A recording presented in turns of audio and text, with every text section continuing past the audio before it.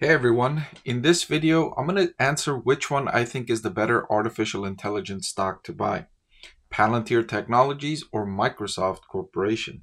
Now I know these two companies are significantly different in scale, Microsoft being the much larger company compared to Palantir being the smaller company. Still, I'm going to try and compare these two as much as I can using critical financial metrics like revenue growth, operating profit margin, valuation, and I'm also going to look at their latest results, what's been happening at the companies in recent months, and try and come up with the conclusion on which one I would rather buy today if I was looking for an AI stock to invest in for the long term.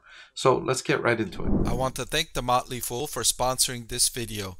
Visit fool.com/Parkev for the 10 best stocks to buy now. All right, so the first metric I'm going to look at is revenue growth, and you can see that they're closely connected or correlated, we would say, in terms of revenue growth. They've both been experiencing decelerating revenue growth up until roughly January of 2023 for Microsoft, where it turned things around and started to experience accelerating revenue growth. And then Palantir started experiencing increasing revenue growth about July of 2023. So you've seen a similar trend here with Microsoft and Palantir, and surprisingly, Microsoft is holding close to Palantir in terms of revenue growth, despite its larger scale. It's more challenging to grow revenue when your scale is already in the hundreds of billions. For Palantir, that's easier because you're at a smaller scale. You have many more opportunities. One of which I'll talk about a little bit later is Palantir's ability to expand or broaden its reach to make its services more accessible to more businesses, right? It's so expensive that some businesses find it difficult to hire Palantir's services. That's an opportunity it can expand into, and it has even more opportunities like that, whereas Microsoft may not have as many opportunities for growth considering its already larger scale, its already expanded reach, it's already branched off into so many areas. So keep that in mind, and the fact that Microsoft is holding close really shows how impressive the business model is. The next thing I wanted to compare these two on is operating profit margin. And two things to highlight here. Number one is the vastly superior operating profit margin for Microsoft. 44.17% operating profit margin is in a scale I call excellent. Anything above 40% I call excellent in terms of operating profit margin. Anything above 60%, now you're looking at only a handful of companies in the world that have an operating profit margin above 60%. So the best, I often say, is Visa at roughly 67% operating profit margin. So Microsoft at 44% is approaching those levels of operating profitability that are in the highest in the world in terms of businesses worldwide. The next thing to note is Palantir's slope of improvement, or the rate of improvement. You can see its operating profit margin near negative 100% in July of 2021, and you can see how aggressively it's improving up to 5.39% operating profit margin. I've often commended Palantir management for its ability to control costs while boosting revenue. They've done a great job of that, keeping costs under control and increasing revenue simultaneously, and that's led to these improving operating profit margins. So kudos to Palantir's team for those improvements, and kudos to Microsoft for maintaining this high level of operating profitability in the business longer term. The next thing I wanted to compare these two on is cash flow from operations to sales. This is a little different from operating profit margin in that it excludes non-cash expense. And this metric favors Palantir because Palantir uses significant sums of stock-based compensation.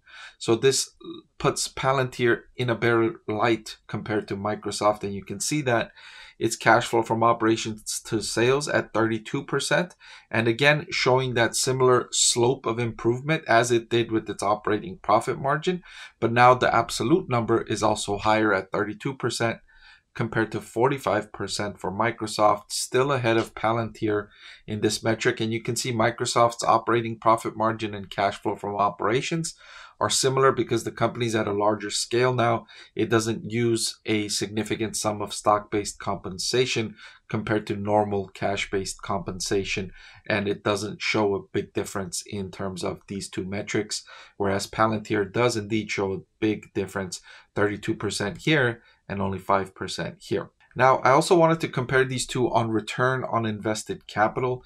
This measures how good a company is or how effective they are at taking cash from investors and putting it into profitable categories or putting it into profitable projects. Now, you might say that Microsoft doesn't take money from investors and hasn't taken money from investors for a very long time. It doesn't need to take money from investors.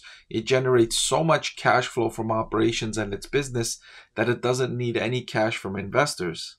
And that's an interesting mistake that many investors assume, that because Microsoft is so profitable, it's not taking any money from investors, when it actually is. Let me tell you how.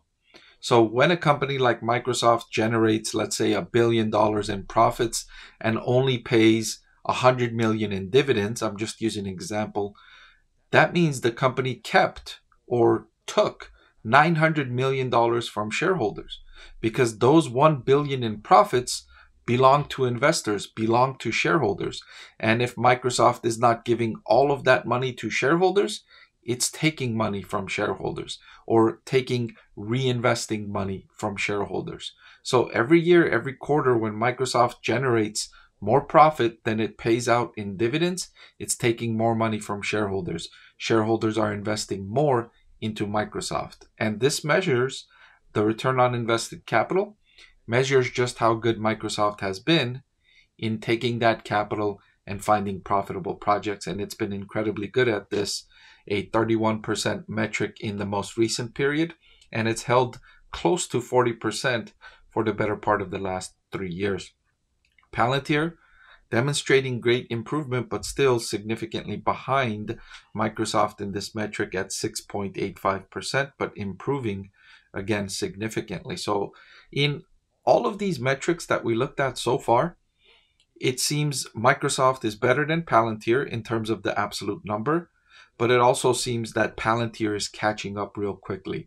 Palantir is making huge improvements very quickly in all of these critical financial metrics that we looked at. So more recently, let's look at what's been happening at these two companies. So revenue for Microsoft came in at $62 billion in its second quarter, or its most recent quarter, which was up 18%. Operating income of $27 billion was up by 33%. Net income also was up 33%.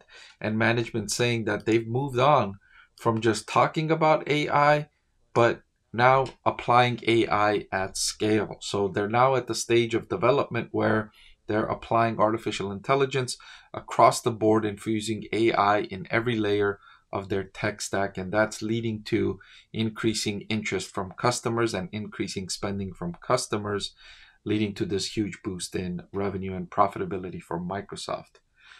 Interestingly, Microsoft will also benefit from the replacement cycle now underway. Personal computers that were purchased in 2020 and 2021 are going to need replacing starting 2024 and staying strong through 2025 and 2026. Personal computers are used on average for 4 to 6 years, and so we're entering into that peak period of replacement of personal computers. Palantir has also experienced excellent results recently. Revenue increased 17% to $2.2 billion. Commercial revenue, an area I've been paying close attention to with Palantir, because almost every investor that follows Palantir knows that it has a strong relationship with governments. Governments can afford Palantir's services more easily than institutions can or individual businesses can. And that's an area that's been lacking for Palantir in recent years. But in recent quarters, it's really picked up the pace. And commercial revenue in the most recent quarter grew 20% faster than the business overall, reaching $1 billion, so nearly half of its business now. And of course, Palantir reached profitability in 2023, and in the most recent quarter, GAAP net income of $210 million was an operating profit margin of 9%, and management said that they will be profitable for all of 2024 as well. So excellent prospects and excellent performance from Palantir and Microsoft. Now let's look at valuation. According to the price to earnings ratio, the forward price to earnings ratio, Palantir is trading at a forward PE of 57.7, whereas Microsoft is trading at a forward PE of 31.65. And given all of these metrics that we looked at and given everything that's going on most recently, if I was to pick one of these two AI stocks, I would pick Microsoft. Its superior profitability and cash flow, coupled with its also excellent prospects in artificial intelligence. It may not have as great a prospects in AI as Palantir, but it has really good prospects in AI.